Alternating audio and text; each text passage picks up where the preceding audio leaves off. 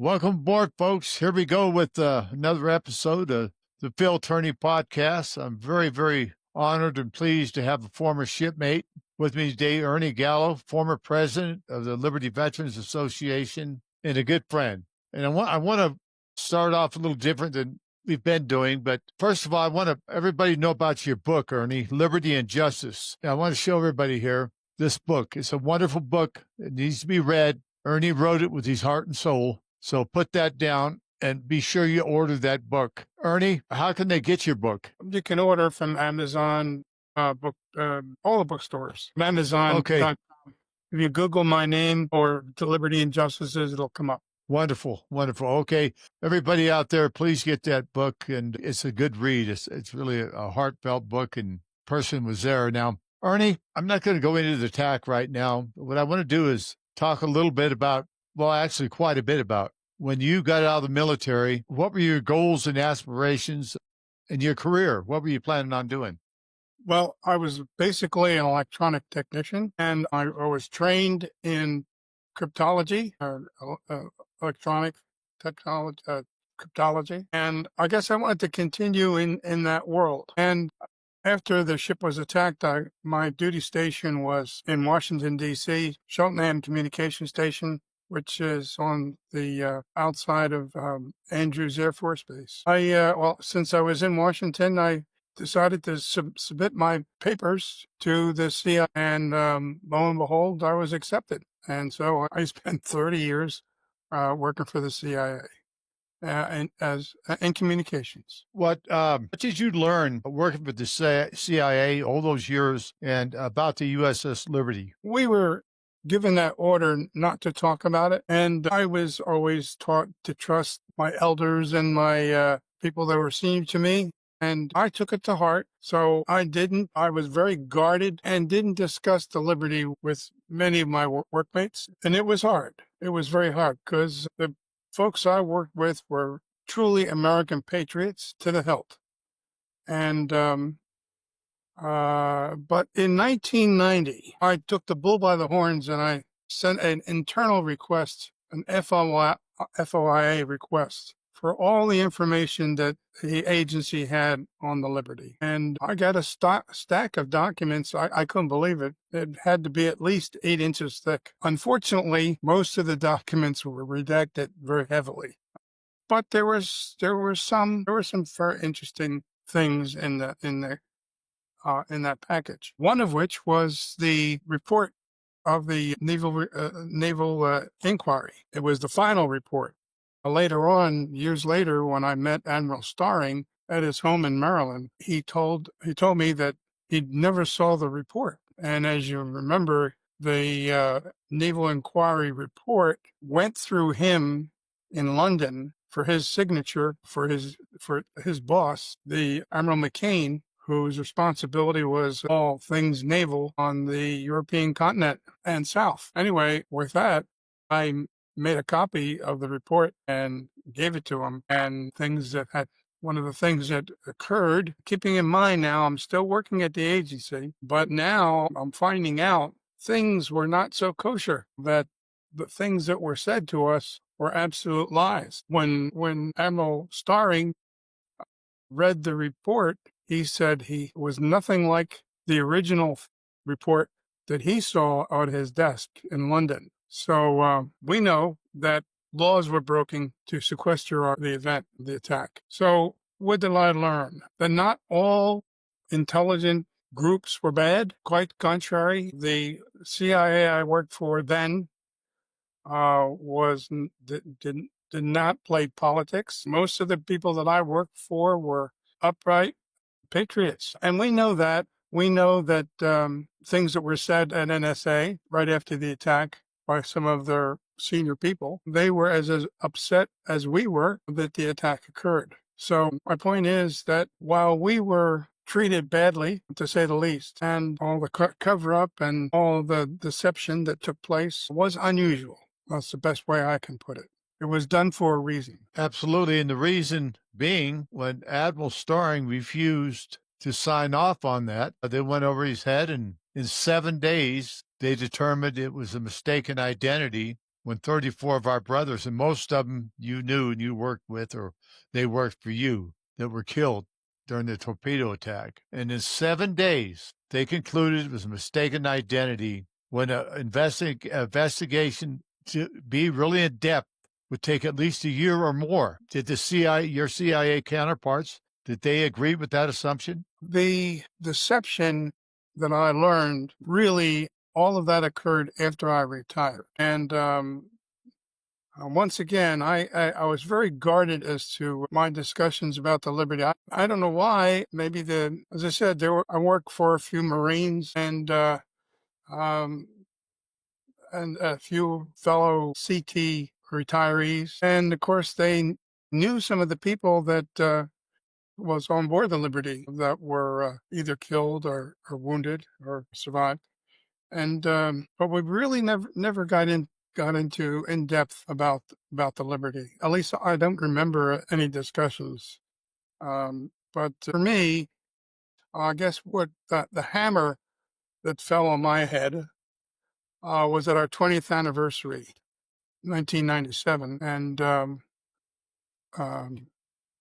I had retired by then. And it was when Commander Lewis told us the story about the aircraft being recalled, the details of the aircraft being recalled. Of course, the little bits and pieces were starting to come together in my mind, or what was happening to us, and got my fire lit. Okay, Commander Lewis, tell everybody who Commander Lewis was and his mission aboard Liberty. Within the Liberty, there was, I think, close to 200 CTs, or communication technicians, and we all worked for Commander Lewis. He was our naval security group boss. Not to take away from our captain, but we all were all respective of the captain's authority, and whatever he told us we had to do, we did. But for instance, the captain didn't have the clearances to come into our spaces, and I know it sounds kind of ridiculous. It's aboard an intelligence ship. Need to know is the marching orders for naval intelligence. If the captain didn't need to know, he did not have the clearances to obtain it.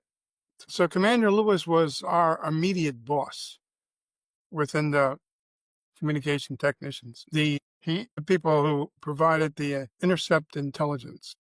When you came to the first reunion, been a long time ago. We were still kind of young then.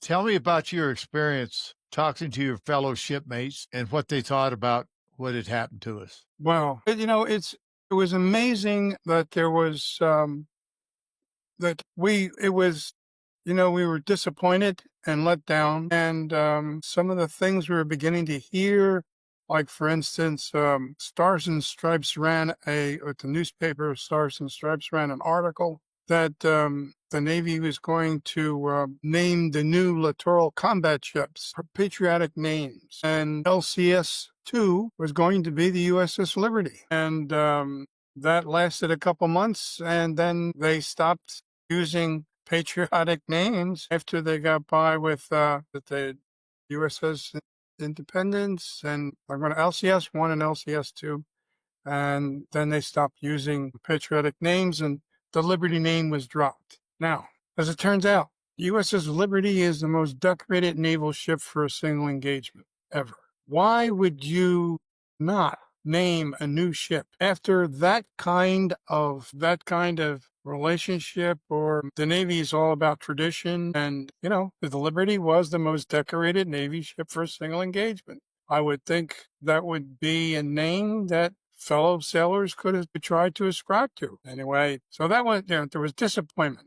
There was some curiosity as to what was going on. What could possibly be going on that the Navy did these things to us? For example, coming back to the Navy Court of Inquiry, we found out that it was a sham.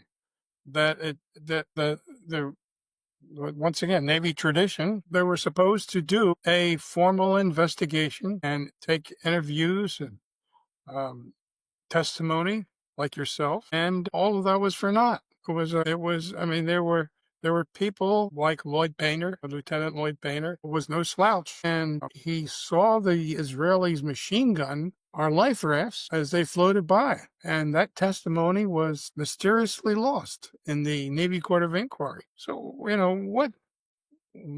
what was why is this mystery that things happened the way they did, and we were being treated the way we were? I mean, it didn't make sense. Didn't make sense at all.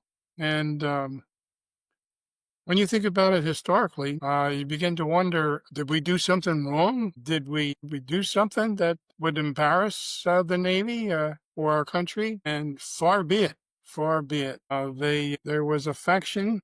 Starts, I believe, with our president, LBJ. He orchestrated the cover-up. I think we became a target of opportunity to suit his political ambitions. Ernie, when you talk about that reunion, it brings up a lot of memories, and I agree with you. It was a lot of tension and a lot of relief to see everybody, but we all wondered why.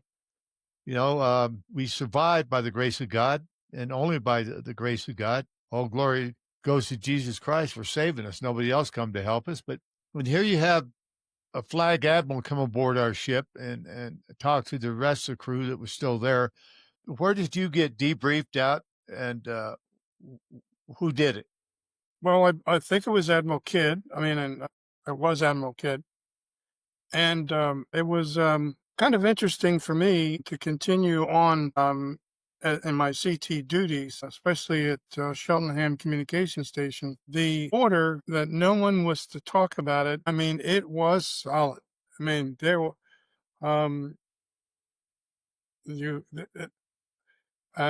fact, a little bit of a side story. I went to work one day at Cheltenham, and I received this invitation to go to the Navy Yard to help celebrate our captain getting the Medal of Honor. And I remember when I got the invitation, my jaw hit my workbench. I couldn't believe it. I thought to myself, are they kidding? We're not supposed to talk about this. And why is it being held at the Navy Yard? That was strange. He was getting the Medal of Honor. Anyway, the only way it was just odd and confusing as for me that things just did not sit well, or I could kick myself a million times today. I took that invitation and tossed it in the trash. I didn't go. I guess I was too scared to go at that point. I didn't know what to expect after being, like you said, Admiral Kidd read us the Riot Act, and it sounded pretty serious. Now, as a CT, we didn't talk about what we did anyway, but it didn't take rocket science to realize something was very wrong now at that point in time for me. And I just wanted to do my time and look forward to becoming a civilian. Absolutely, as I did too. With the Admiral and his underling, Ward Boston, interrogated us, and none of my testimony was entered into the record either. And I saw a lot of things that I talked about and said and wondered why, and I was scolded for it. I'll never forget that.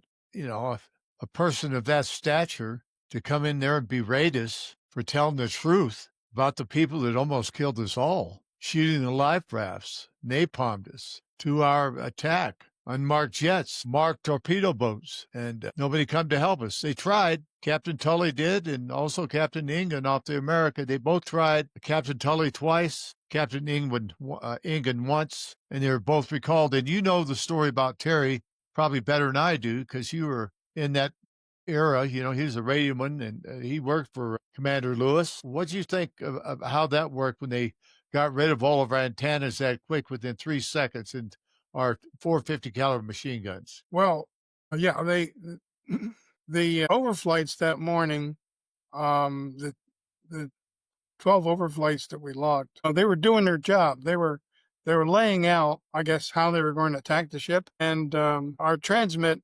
antennas, of course, any transmit antenna, the base of the antenna is going to give off heat. And so therefore, after those overflights especially, now they could identify which antennas were transmitting. And there was one antenna that was not in use because it was so inefficient. The SWR was so high that the radiomen realized not to use that antenna. They tagged it for when the next time we were in port that it would be worked on. So that's the antenna the Terry attacks. They shot at and destroyed each one of the working antennas. So Terry realized that that one antenna was still standing, and that's the one he ran his coax to when we finally got word out that we were under attack. Otherwise, no. Like the grace of God, we didn't sink, and they wanted that ship to sink for sure. Terry risking life and limb, dodging these aircraft that were shooting at us and anything that moved, and he ran this coax up to this antenna, and thank God, because maybe if we never transmitted the fact that we were under attack. We were attacked in phases. The first phase was the aircraft. The next phase was the motor torpedo boats. And then the third phase, which we sometimes overlook, is two helicopters with armed troops on board. We believe we're going to get on board somehow and take care of the rest of the crew.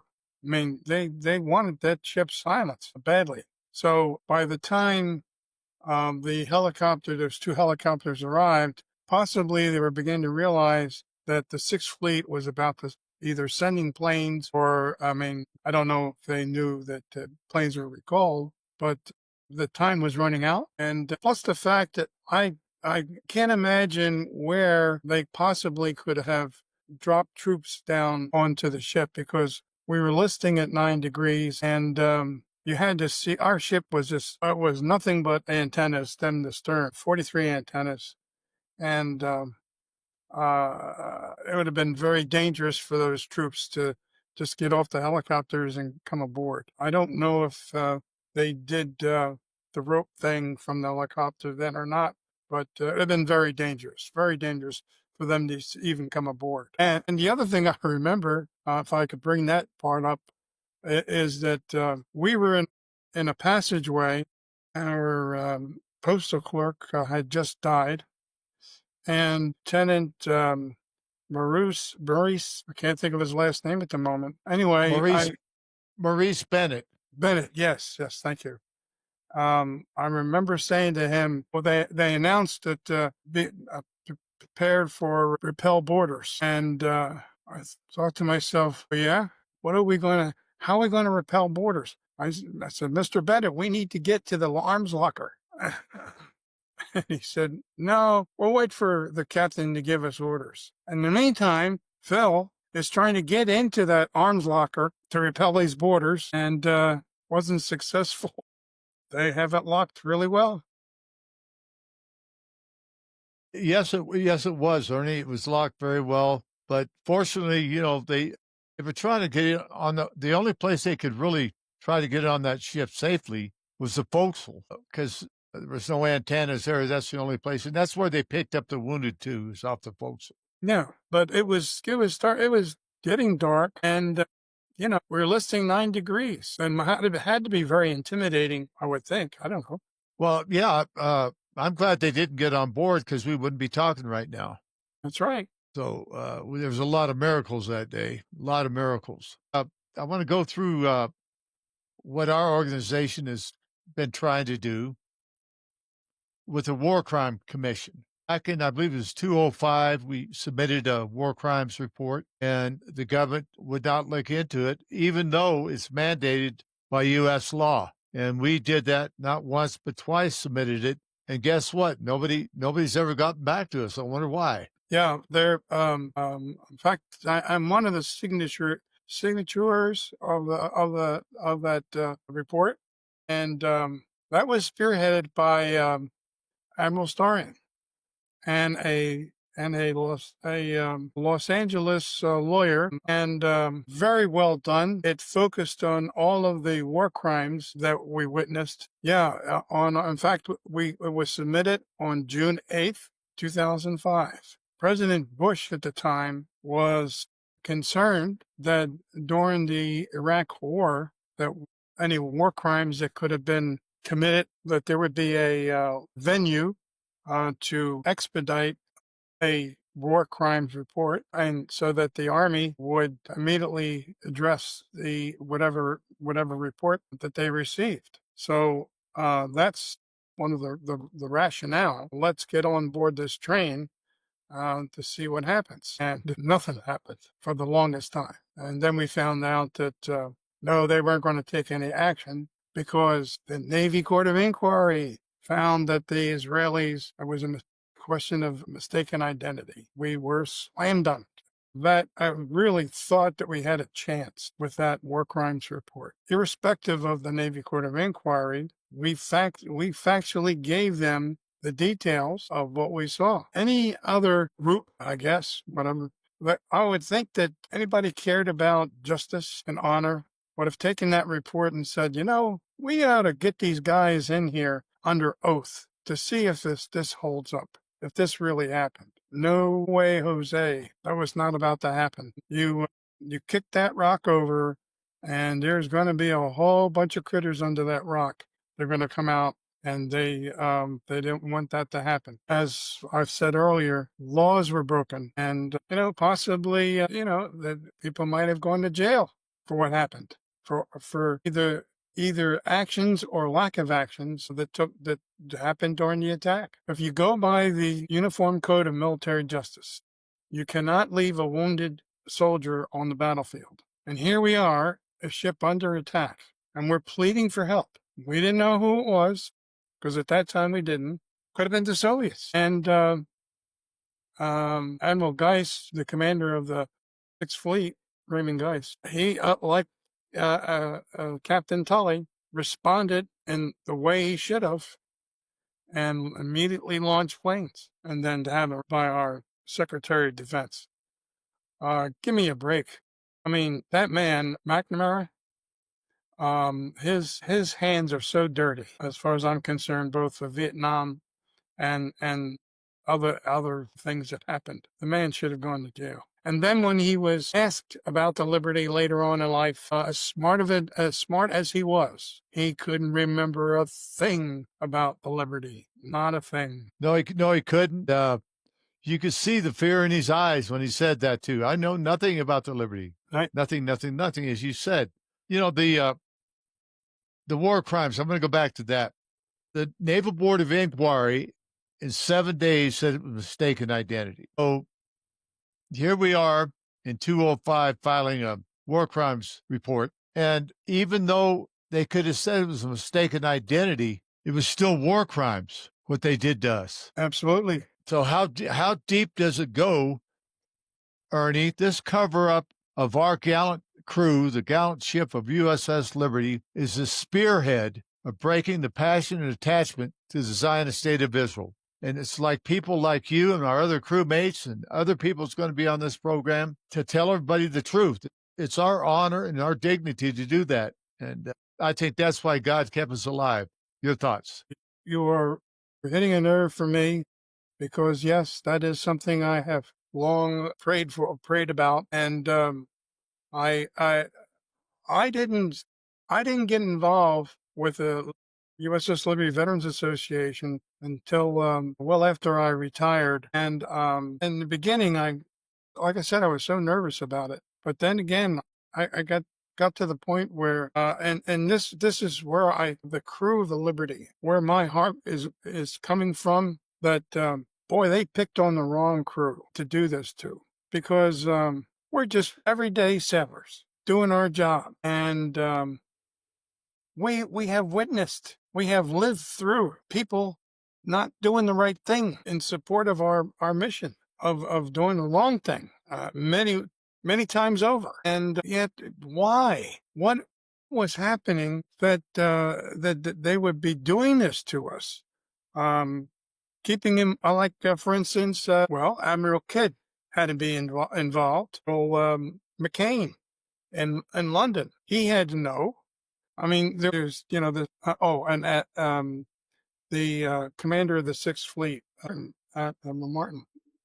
They could have They could have said, "No, I'm not doing this. These are sailors that you're doing this to. That I wouldn't put up with it." But no, they didn't do that.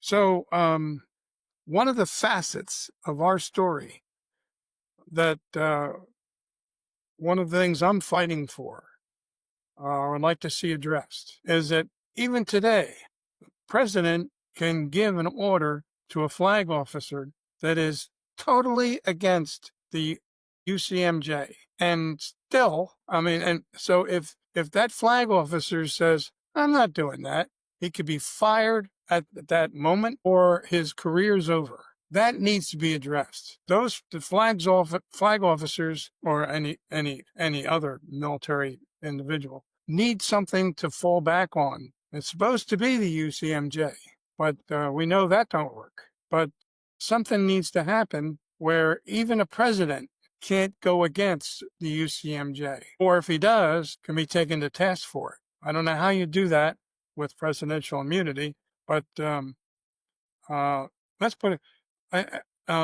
We were in the Navy at the wrong time. LBJ considered the military as fodder. It didn't. All he cared about was his political butt, and that's so that when things like that happen and you get in their way, and LBJ was a crude son of a gun. He was not a nice man from everything I've read. And I could see him giving these orders, and these flag officers went along with it, and it should have never happened. So that needs to be addressed. The crew of the USS Liberty are fantastic. We've stayed together and through a lot of weird things happening. And believe me, when we start making a difference, when we start really hitting home, where let's say a movie is made of the Liberty story, and all these facts come out, our lives will, how can I put it, will get very interesting. I don't think what happened to us and the continuation of our pleas and our focus and what we strive for is what we're trying to accomplish, right, in the worst way. That our government can't do it alone. There's got to be some other entity that is keeping this story sequestered. And especially true now. I mean, it's very obvious of what they're doing on the news media, of what they're doing to the news media, anybody following history, anybody that's been following what's been happening in the Middle East will realize some other entity has to be pulling these strings for these people to react the way they do.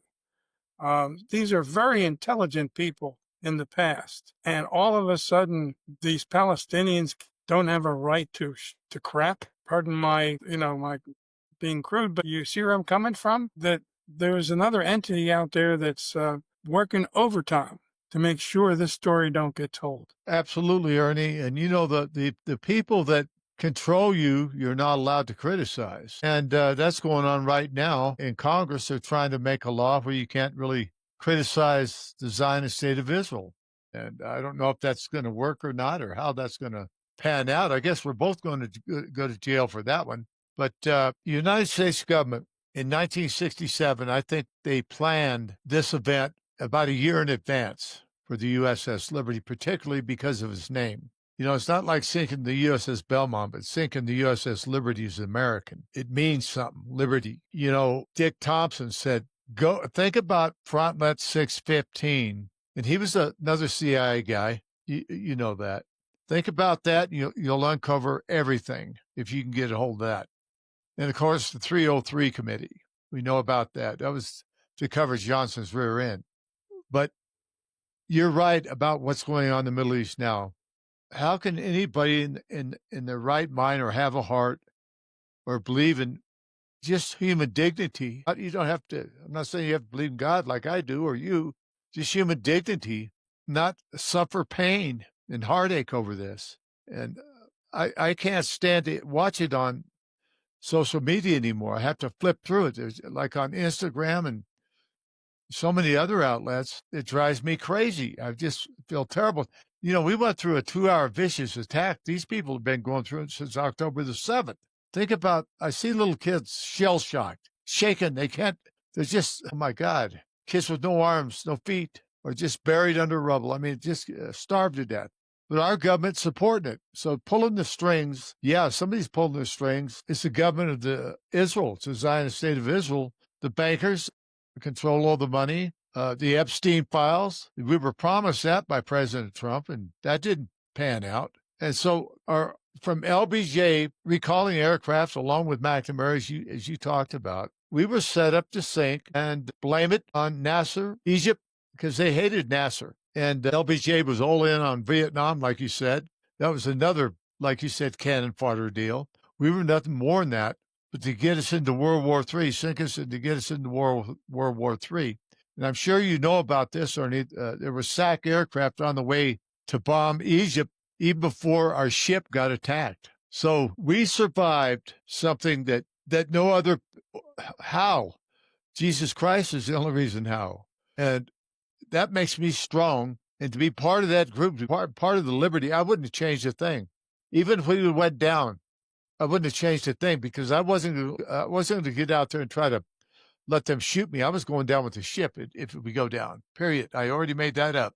So, and you're right about Gaza and what's going on in the world. And the UN ambassador vetoed a bill to have a ceasefire or whatever. I mean, come on, what's going on here with our government, and how are you taking that? I've threatened to throw things at my TV. I can't believe some of the things that are being said. And you're so right about what happened in October. And the crazy thing is they keep referring to Hamas as being this terrible group. Remember PLO, the Palestinian Arafat. Yeah, Arafat.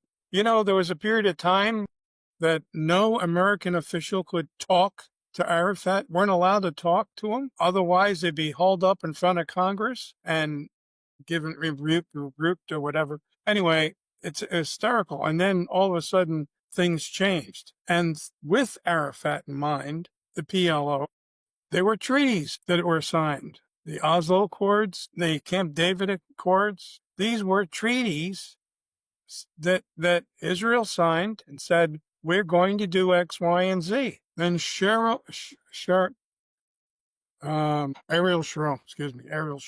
came into the picture, and he was their prime minister, and said he wasn't going to have any of that. They weren't going to get any of those things. Just decided to tear up whatever those treaties. And matter of fact, he was going to kill every PLO that was out there, and invaded country next to Israel, Beirut, Lebanon. They chased the PLO all the way to Beirut.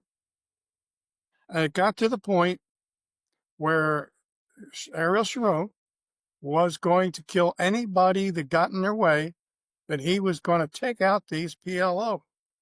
PLO was their political arm of the Palestinians. So, all right, I'm not going into the details, but the PLO was allowed to leave, and they all went their merry way.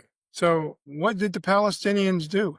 They needed a political arm to represent them. Enter Hamas. All right. Now, all the books that have been written, charities that have been out there trying to help the people in the Gaza Strip and the West Bank, and the kids are getting killed. The Israeli army says, you got to live within this strip. You can't come out of this strip unless we tell you can. So we're going to build a barrier to keep you in. And we don't want your kids playing or doing anything outside that barrier. As a matter of fact, we're going to create these little homes called kibbutz, that we're going to allow our people to live in for free. And they'll keep an eye on this wall. So keep you in this wall. All right. That's what the Gazans were faced with as they approached October. If you got these horrible people on the other side of this barrier who I mean, they don't think much of you as a human. They don't think much, and they want to, your kids better not get in their way. They're going to take them out. You don't think that gets to the parents of the people who live in Gaza. Life in that area was not very nice, to say the least. And I think from things I've been hearing about what's going to happen to Gaza next brings maybe some finality, because I'm also hearing that even though there are certain countries that have recognized the second state um, already, that no, they're not going to. The Israeli government's not going to entertain a two-state solution. So what can happen to Gaza next? I mean, it's just nothing but rubble. You know, it's right next to the Mediterranean. Wasn't the Mediterranean a really neat, nice body of water? I mean, could you imagine resorts being built on the Gaza Strip? You know, that would be pretty nice. I mean, it can compete with the Riviera. They could compete with, let's see, Mallorca. All these really nice beaches. I mean, they could really make that Gaza Strip pretty attractive for anybody who would like to go to one of these resorts. Now, what's going to happen to the people that live there now? I don't know. Who knows? But I will also pose this to you.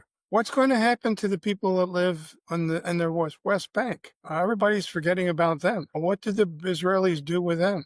I mean, and in this group, now you also have Christians, the Holy Land, all those churches in the Holy Land. What's going to happen to them? What's going to happen to the rest of the Palestinians that live there? Where are they going to go? Let's see, maybe East Jerusalem, that used to belong to them, but no, they've annexed that. I don't know. Where do they go? Do they go to Lebanon? Do they go to some other country nearby? But they've done that already. I don't know. They're gonna.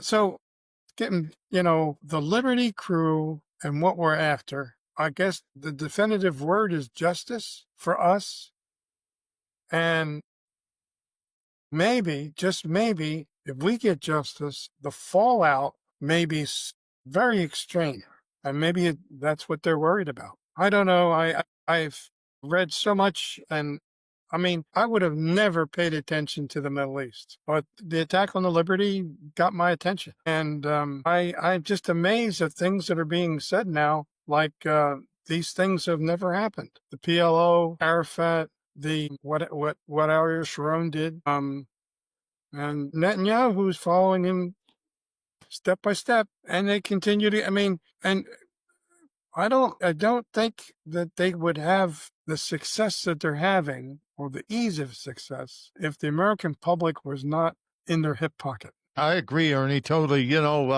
When I think of October the 7th, and I thought this immediately when it happened, you know this as well as I do. The fences, the barriers, the electronic equipment, the cameras. You couldn't put a kitten next to any wall or any part around Israel that they wouldn't know about it. But suddenly they pulled everything back.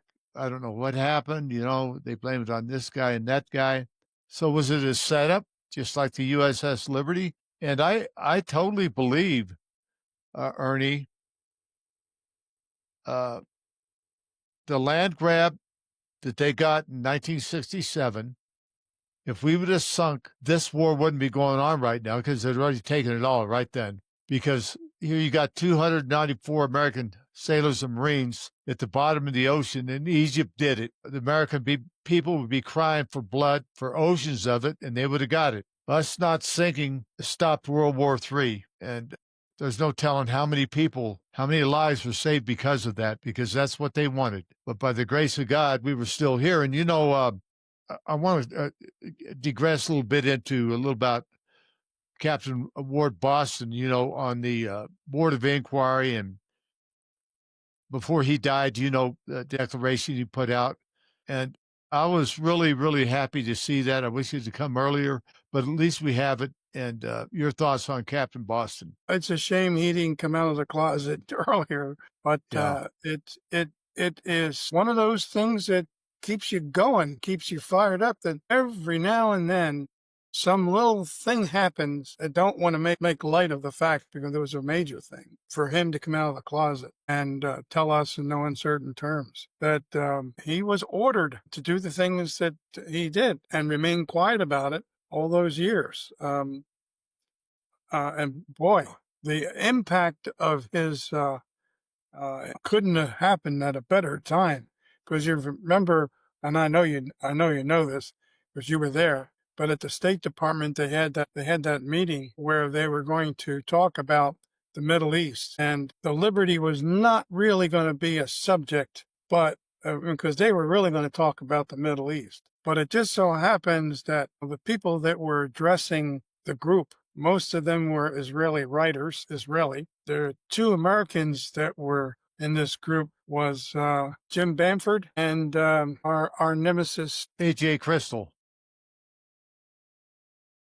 Anyway, boy, this thing really, I mean, this thing turned into a Liberty Fest. Hell, everybody was saying that, that it was mistaken identity and all of this. And in the meantime, Phil and a number of other Liberty survivors were in the audience. And anyway, so when Jim Bamford was his turn to speak, he read off Ward Boston's confession, and it was awesome. I mean, because it really pulled the carpet or the rug right out from under them. The whole effort to put a nail on the Liberty coffin once and for all. And then they opened it up for comments and questions afterwards. And as soon as they found out that Liberty crew was ready to speak, they killed the mic, right? Yes, they did. Mark Susser, I'll never forget him.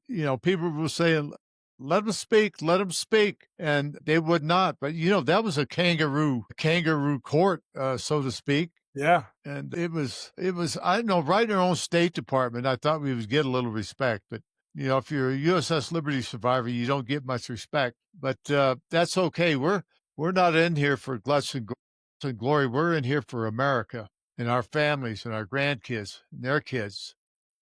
That's what this is about for me. Standing up for the 34 men that were slaughtered that day. Most of them you knew. And the 174 wounded. Ship so badly damaged, they had to scrap it. And government that betrays us. They betrayed us then. They're still betraying us. But we're still here. We are the spearhead, Ernie. The survivors are the spearhead that could break the back of the Zionist attachment to Israel. I mean, this is our time. I really think if we ever got a time, it's our time because of alternative media, podcasts like this and others. Candace Owens, she's always top of it. Jake Shields, there's so many more. Clayton Morris, and just on and on and on. But Fresh and Fit, Myron Gaines, everybody's waking up. And the younger generation is waking up. And Charlie Kirk, God bless his soul, they put him to rest today, I believe, was coming around and he was talking about Israel, and he refused $150 billion from Netanyahu to kind of tamp it down on the Israel stuff, the Epstein files, and on and on. Then he invited him to I guess, be reindoctrinated or reorganized or brainwashed, and he refused to go. Because he was just talking the truth about what's going on with Israel, and it got him killed. Your thoughts on that? Once again, you need another nerve. And by the way, what you're saying is so true. Thank God. And I got to compliment you on doing this. I used to give presentations at civic veteran groups, religious groups would want to hear what I had to say about the Liberty, and it kind of died off. But and now we set this up for this interview just this weekend. I mean, after all this time, just this weekend, I've received a letter. I've got in front of me on Friday, unbelievable letter from a fellow sailor, and I got a phone call this afternoon and he wanted to talk so badly that I had to, because we were leaving anyway, I had to arrange a time where we're going to talk tomorrow. But yeah, going back to the religious side of this to some degree, because that needs to be, I guess, needs to be talked about. One of our reunions, I was asked to give an interview at a church, in Washington, D.C., or Northern Virginia. And this was a well-to-do church. They had a website, and this parish would normally do or they did interviews or whatever, and then put it on their website. So before the interview, the pastor and I were talking, and I said something about Palestinians that I guess he objected to, didn't like. I'm not going to name the religion or that group, but I think you'll pick up on it. He immediately said to me, or came at me and said, "Don't you believe in the Bible?" I said, "Sure I do." He says, "Well, don't you know that in order for the second coming of Christ, Israel's got to be made whole again?" And now this is a Christian pastor telling me that in order for the second coming of Christ, in other words, the end of days, in order for that to happen, Israel's got to be made whole again. And I'm thinking to myself, and I'm thinking Jesus Christ would agree that you can do whatever it takes to reclaim this land that Israel gave up or whatever. I'm just saying that Israel's going to be made whole again. That, it's okay to kill whatever. I mean, what happened to thou shalt not kill? What happened to Jesus' message of love thy neighbor? Or wait a minute, was it just love your fellow Jew? No, I don't think so. It was that wasn't in the Ten Commandments. It was love thy neighbor. Period. That's everybody. I gave the interview and it did come off all right, but boy, that interchange with this pastor, I'll never forget.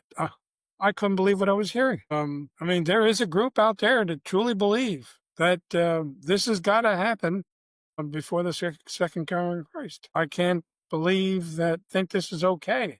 You can do whatever to the Palestinians, just so long as this happens. Well, it's a sad story, but there's many churches like that. I spoke at one too, and I was treated well. I won't name the church or the pastor or nothing like that, but it had an Israeli flag outside, and I was invited to speak, and I did. I told them the Liberty story, and it was like, are you anti-Semitic? No, I'm not anti-Semitic. I'm just trying to tell the truth about the USS Liberty. But there's churches like that all over the country that you just explained so well, Ernie, that are in that group. And the power of disinformation and what the Bible really means is, and which has been fed into us for years and years and years, just like the rotten news has been fed into us. It becomes a habit, and you can't change your ways. But if you really want to meet Jesus Christ, you better change your ways. That's my viewpoint.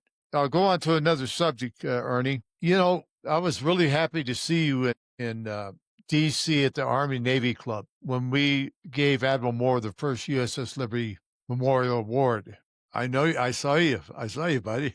I was so happy to see you. That award meant more to him than any medal he's ever received. He's had many of them. I think he got Silver Stars, Purple Hearts, just everything. And he said after the event, and it was very heavy. It was a beautiful, beautiful bronze made, thanking the Admiral for standing by us. But he said that's the best award he's ever received in his life. The former chairman of Chiefs of Staff, and he loved us. And your thoughts on Admiral Moore, please. What a wonderful man. I mean, here's a guy that is at the top of his game, the very top of his game. But he could identify with those sailors. He could identify with us. And he risked everything. I mean, I'm sure he was criticized. Dick Thompson and I drove up from Florida for his funeral. It was a very tedious January. When I'm talking about the weather, typical January. And we almost got caught in a snowstorm coming back. Or no, we did get caught, but we worked around it. Anyway, the funeral was awesome. And I also have to mention the troops that were assigned to march in his funeral had to be at least 100 sailors. And although we were in the chapel, it was pouring rain, cold rain outside, that these sailors had to stay in formation at parade rest. I cried out for them. Anyway, but I'm trying to paint a picture here of the weight of this. He was a 4-star admiral. He did it all. And as I said, he was chairman of Joint Chiefs of Staff. And anybody and everybody of importance was there at the funeral. We had a good representation from the Liberty crew. I remember Smitty was there. I can't remember what, there was somebody else there besides us. But what a tremendous. Anyway, he had a friend, and I'm not going to remember the ad, but on his Admiral Moore's deathbed, deathbed, he whispered to this admiral to take up, to continue to fight for the Liberty crew. And well, he was fairly, this admiral was fairly old. I don't know what happened, but the fact that, this was mentioned at the funeral in front of all these people. So, I was taken aback. I felt so good, so honored that we had Admiral Moore that cared for us. Really cared for us, that on his deathbed, he was thinking of us. If only we could reach politicians the way we have been able to reach some of the naval hierarchy, maybe we would be able to get someplace. I guess. I don't know. But yeah, Admiral Moore was one fantastic officer of the Navy. Yes, he was. And it was my great honor to sit next to him and meet him and talk to him. And there were so many great people there at that ceremony. The whole place was packed with nothing but admirals and generals. And everybody loved Tom Moore. Yeah. And, I can't think of his name right. He was Medal of Honor himself was present. And ambassadors were also there. There was a couple ambassadors there, too. James Akins was there. He was one of the ambassadors, I believe. Yes. Tito Howard did a good job, kind of getting that together. Give him all the credit for that. Tito was a patriot, too. He wanted us to be successful. We did that film, Loss of Liberty. It was just a start. And here we are, old men, sticking by our guns, loving our country. I don't love our politicians, I'll tell you why. 90% of them are in the hip pocket of AIPAC. Was a 250 one of them over there and kissed the ring and came back. So we're an occupied government. That's my belief. I'll always believe that. When you can set American sailors and Marines to be murdered, 294 of us can get by with it. And James Akins said this very well. If they can get by with that, they can get by with anything, and they are getting by with it right now. But again, I'll mention the USS Liberty is the spearhead. If they just listened to us and give us our day in court, they said there have been 5 congressional investigations. There's never been one. Be prepared to get lied to if you write Congress about the USS Liberty, because they're covering up one of the biggest scandals this country's ever seen, close to probably on par with JFK. Because I think the same people that killed him tried to kill us. 9/11. All the puzzles fit together, Ernie. They all fit. And nobody is ever held accountable. I just, how far gone are we? All the wars had been fought, so Vietnam on, or forever. Let's go back. World War I on. But, we were invited to the White House by George H. Bush. You were there, weren't you, Ernie? No, one wasn't, but I know. Well, right. Now, we were invited there. Okay. Sorry. My battery's running low. Listen, at our age, we all run out of gas. Okay, I'm all plugged in. Yeah, Ernie, you didn't make it to the ceremony at the White House, but we were invited there by George H. Bush. They wanted to meet with us, and we thought, wow, something's going to happen. And this is during the first Gulf War. They had a parade or something, and we were still promised he was going to be there, and he got there. He just waved out of his limo, and that was it. And Brent Scrowcroft and I forget the other guy's name. They came out there, and John Sununu. They came out there and said, well, the president's too busy to see you. And the old man was there in dress whites. We'd been out in the Rose Garden for an hour and a half in 90-degree heat, and, the humidity there, and it was awful. But they snubbed the Medal of Honor. They snubbed all of us, and they said, you guys want to tour? And I was so furious. Oh, man, I wasn't going to throw a fit on the White House lawn. I didn't go to the penitentiary. But we did the little tour and come out, but everybody was saddened and disappointed. We got kicked in the teeth again and again. And again, and that brings me to another subject. Glenn Oliphant and you went to a national convention. I wish you'd please tell us about that and what happened. Well, we like to go to the American Legion and VFW conventions at that time every year, and we would get a booth and pass out literature and talk to anybody who wanted to find out about the Liberty. So this particular year, I don't remember the year, but Glenn and I, we thought we intended to go to the think reunion. I mean, we thought our $1,000 was paid, and we would get our table and set it up. So that morning, we went to our designated point in the building to find out where our table was going to be, and they said, "No, you don't have a table." I thought we had sent our $1,000 in, so we called Mo Schaefer to find out, and somehow or another, it got under the carpet or whatever, and the money was not sent. So we went back to this gal and said, we'd like to charge our $1,000, and we still like to get a table. I mean, we're both of us had traveled across the country to get to this convention. And she said, "Just a minute." And she made a phone call. Next thing you know, this gal shows up with 3 heavies, the best way I can, security with her. And her message was, "You ain't getting a table today or any day. We don't want you here." And the two of us went, "What?" I mean, we were at the last year's convention, all right? And she's saying, "No way, Jose, are you going to get a table?"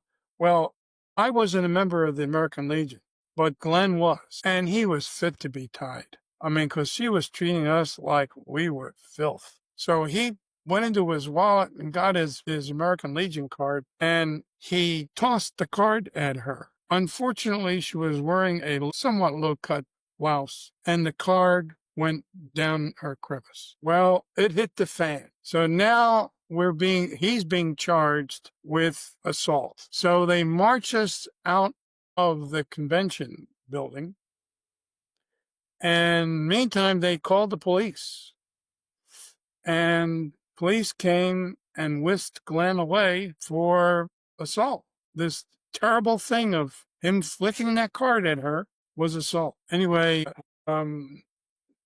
one of our supporters, Ted Ahrens, was there, and him and I got together, and we spent the day at the jail where they were holding Glenn. They wouldn't allow us to talk to anybody, and we tried pleading with them this is crazy. This is ridiculous. Now, the rest of the story is that the very top of the American Legion, nothing but good support from the American Legion posts, and especially VFW. The VFW has always been our proud supporters. But the American Legion, the very senior crust, the very top group, did not want us around anymore. Why? Because they didn't like the message that we were talking about, this thing that Israel did to the ship. And it wasn't until midnight that they finally released Glenn, and what a terrible thing to experience. And he had to do some public service. I think he paid a small fine or something. I think. I'm not sure. I don't remember that detail. But from that time on, we have been not allowed to, nor do we ever want to attend another American Legion convention. That's one of those stories. That's one of the reasons I had to write my book. That there is an America out there that people won't believe, that things happen. Things are, in other words, within this Israeli lobby, there are people of power. They will use it to make sure our story don't get told. And that's the long and short of it. Yeah. Yeah, it is. And, when I heard what happened to you guys, I said, "Oh, man, come on." And then I heard he got thrown in a slammer and had to plead guilty to something, or just to get out of there or whatever. I don't know, but he got a raw deal. And that's what you get for being a USS Liberty survivor at a veterans group that is supposed to love all veterans for their service. I mean, we're the most decorated ship in the naval history. and they throw you out and treat you like dirt because you're telling the truth about the USS Liberty and try to educate people instead of make them like be a bunch of sheeple, and you can't tell the truth. I mean, that's how deep this cover up goes, Ernie. It's disgusting. It's totally un-American. And you're right, from LBJ and down to Johnson. I mean, McNamara and McCain, all of them were in that circle of deceit and lies to keep this covered up. And we're still here. So why are we still here fighting this? And I'm proud to do it. I know you are too. But it just inspires me very much to continue on with this as long as I can. And I know you will too. But it has become a mission for me, and that's why I'm doing it.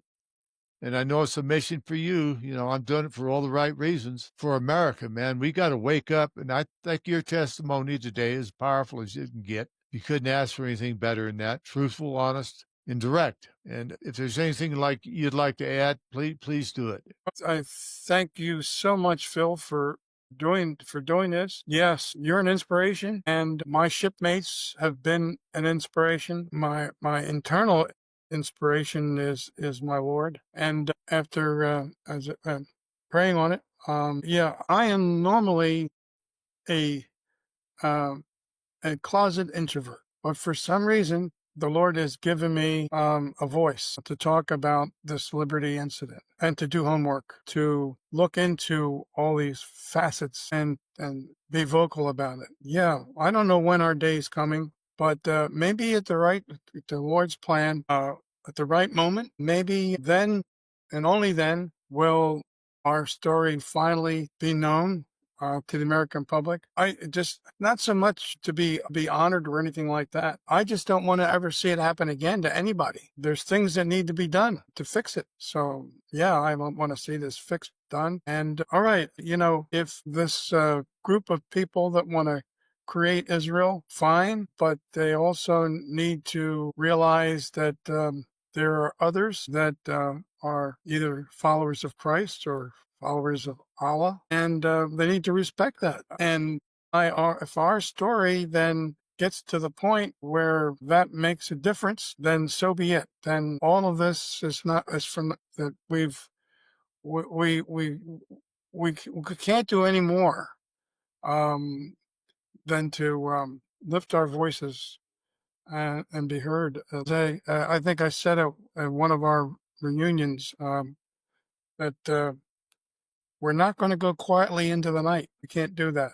There's things that were done that were absolutely wrong that need to be corrected. Call it justice for us. As I said, we've discovered that there are some mechanisms that need to be fixed. The fight is on.